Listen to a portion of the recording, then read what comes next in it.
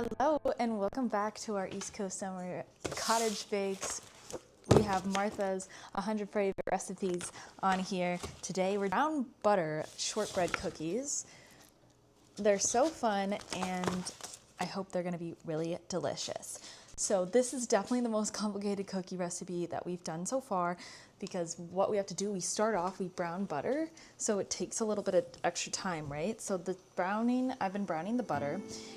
You need 15 tablespoons, which is just under 2 sticks. You're gonna brown it until it's a deep golden brown over medium heat, and it takes about 10 to 15 minutes.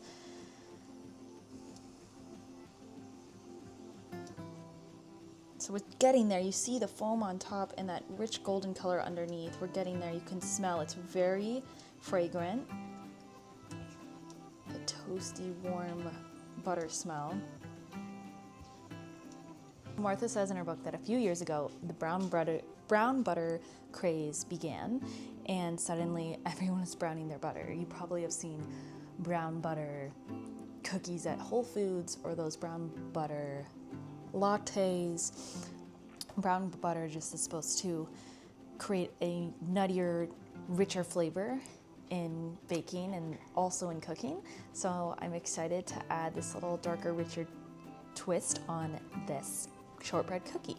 We're gonna go ahead and let that brown a little bit more, and then our ingredients today are 15 tablespoons of unsalted butter cut into pieces, in which you will brown, and it's kind of a long process because after you brown it you have to let it cool or it's just gonna be a disaster in your dough. You definitely have to wait that full cooling down period.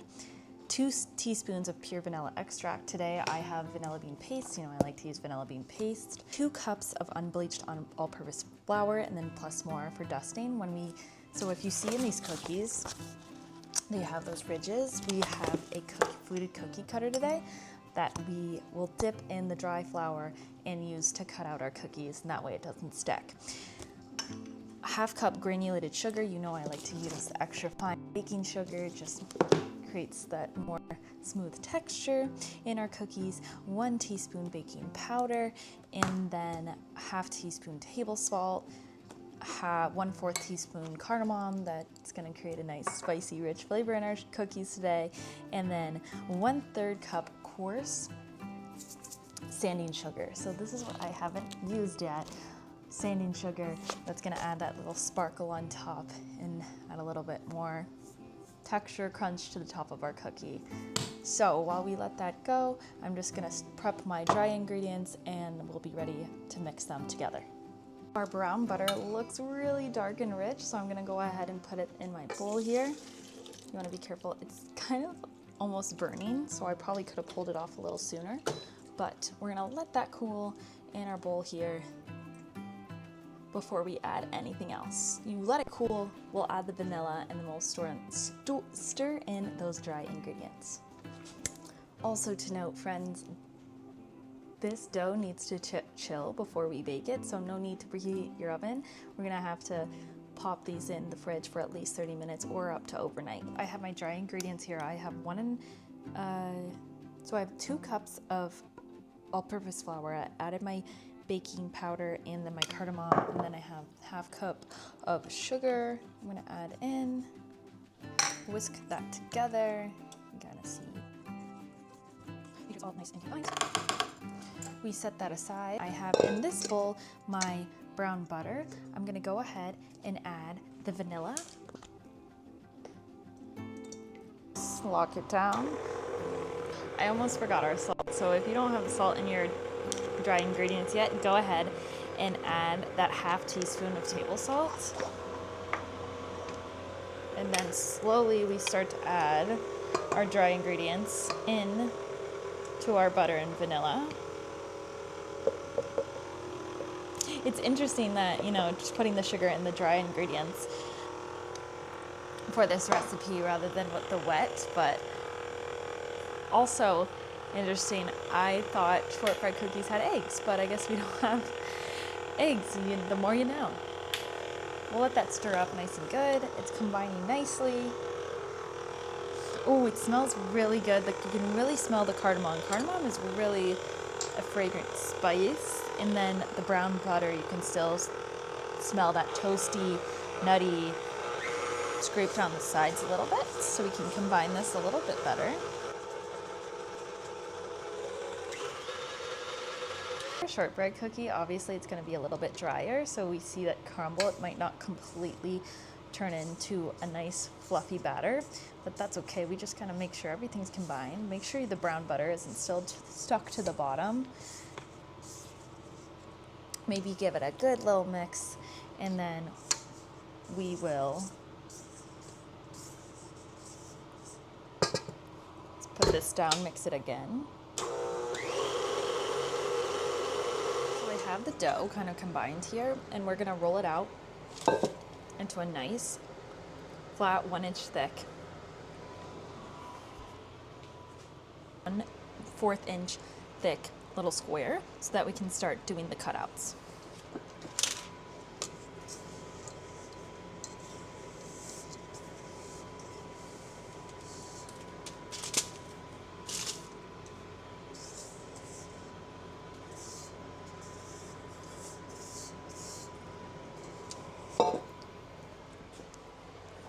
So with clean hands, obviously, and you can see from the texture that it's almost like sand. It's really kind of dry, light, sandy, fluffy.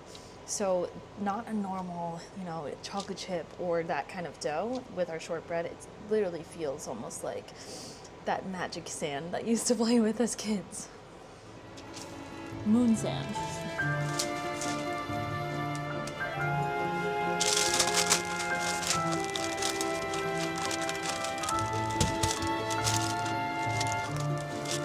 Now that we have our dough rolled out, we're going to go ahead and add our sanding sugar on. So you just spread it across your dough.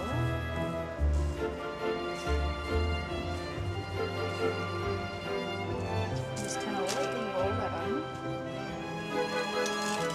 You're rolling it in, kind of mush it and melt it in to your dough mixture.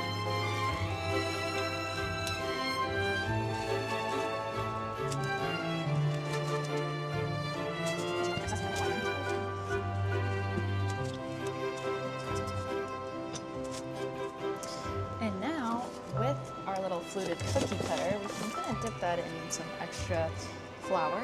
We start to cut out our cookies.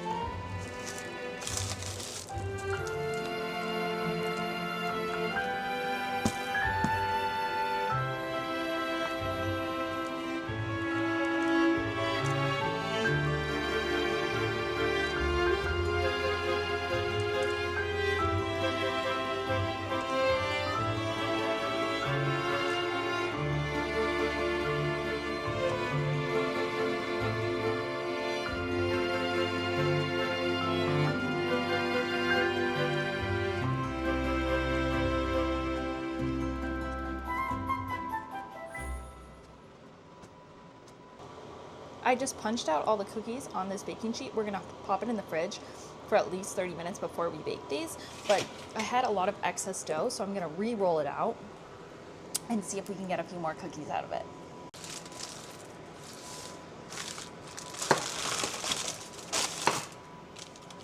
So again, we can sprinkle on the sanding sugar.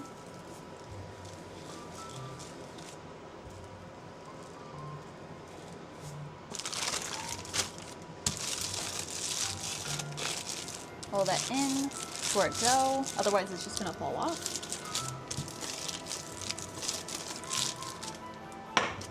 And then, see how it kind of melts into the dough? You can't even really see it. If it's too shiny, it's probably just gonna fall off. So you take this fluted thing,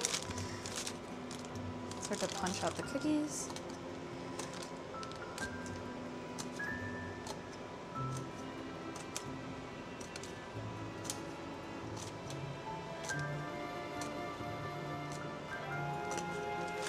Now that I have them all laid out on this baking sheet, I'm gonna go ahead and put them in my fridge for about 30 minutes and then see how we are from there.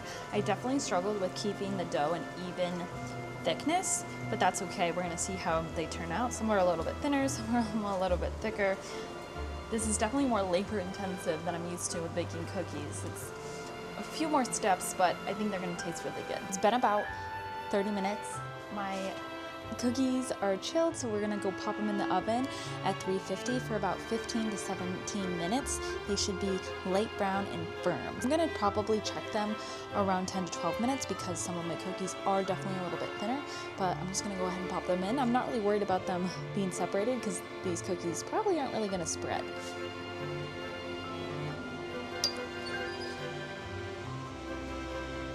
It's been about 15 minutes. We're gonna go ahead and pull the cookies out, see how they're doing. So they definitely look nice and lightly brown. It smells super buttery. I'm gonna let these cool on this cooling rack for about 5 minutes, and then I'll take the pan off, let the cookies be on the actual cooling rack, and then we'll give it a little try. About 10 minutes or so, I think they're cool enough. We're gonna go ahead and try it and for the final taste test. So they look pretty good. They're nice and brown.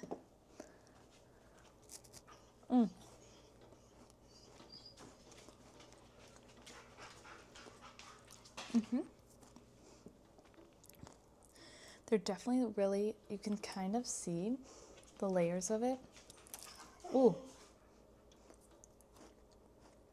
Definitely very flaky and buttery and just dusted. Like it does almost like you're having sand. So I think the mistake I definitely made was I didn't make them thick enough. So if I were to do them again, I would definitely make them a little bit thicker because I think those cookies, the ones that I did have thicker, bound together a little bit better. Otherwise, they kind of were too malleable. But this was a perfect rainy day activity. I had time to actually do the dough rolling, have it chilled, and then do the cookie punch outs. But normally I would opt out of something so labor intensive for it.